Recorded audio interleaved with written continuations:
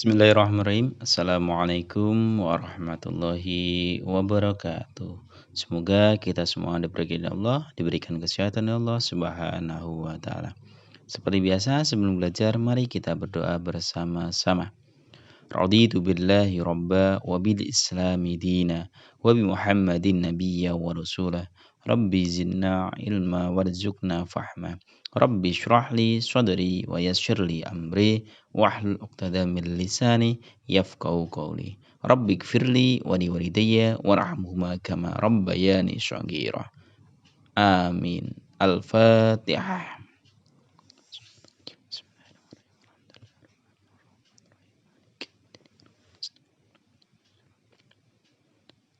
Amin amin ya rabbal alamin. Bab yang selanjutnya kita akan bahas bab yang ke-14.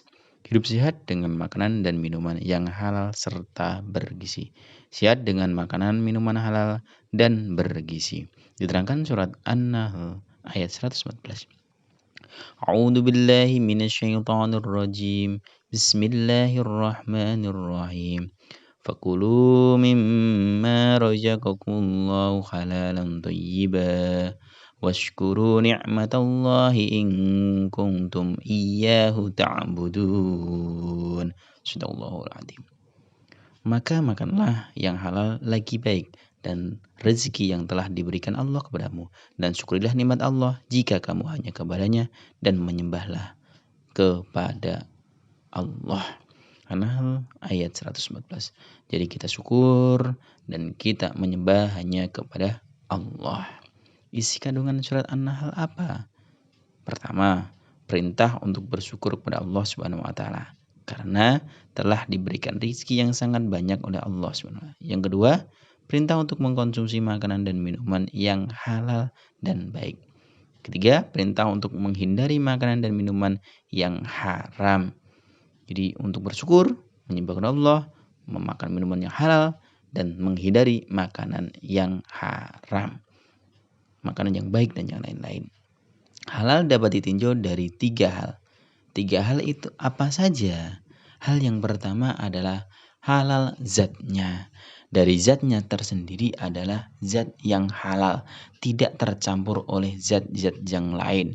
Jadi dari awal harus zatnya itu halal, zatnya itu baik, tidak tercampur dengan sesuatu yang diharamkan.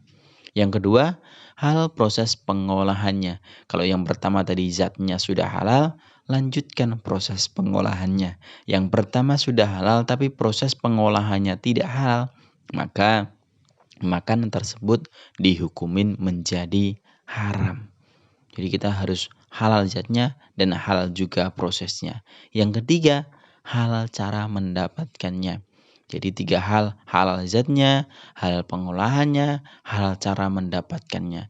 Jadi kita harus cara untuk mendapatkannya. Hal sesuatu tersebut, makanan tersebut harus dengan baik, harus dengan cara yang baik, harus dengan cara yang halal. Tidak diperbolehkan untuk dengan cara yang kotor, mencuri, dan lain-lain. Jadi 3 hal tersebut harus dipenuhi.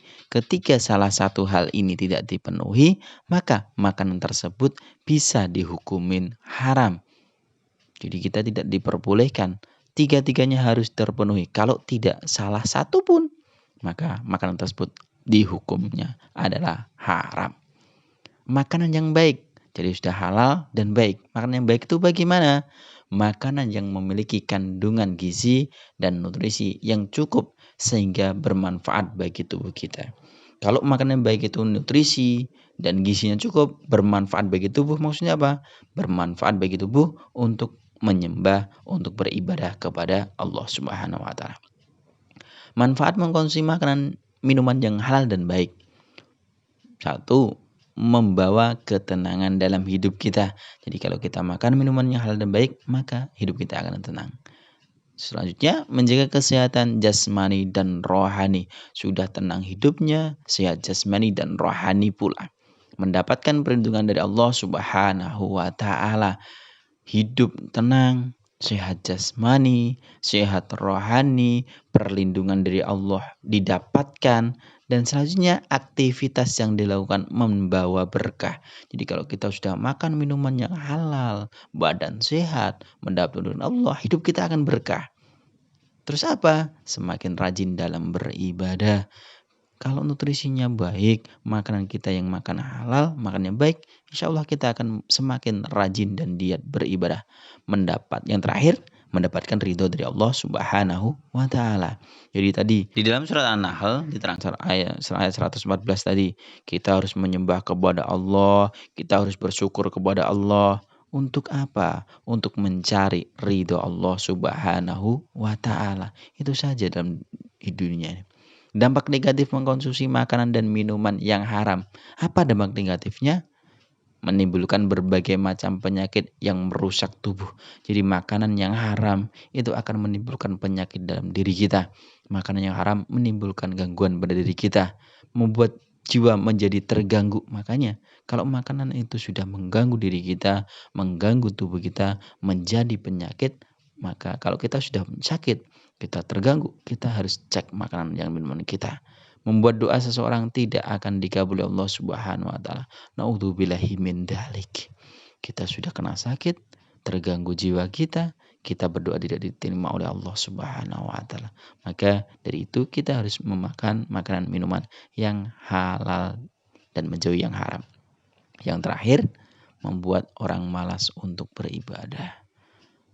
Kenapa? Karena apa? Makanan dan minumannya terkontaminasi, makanan minumannya sesuatu makanan yang haram. Semoga kita semuanya dijauhkan Allah dari makan minuman yang haram. Assalamualaikum warahmatullahi wabarakatuh.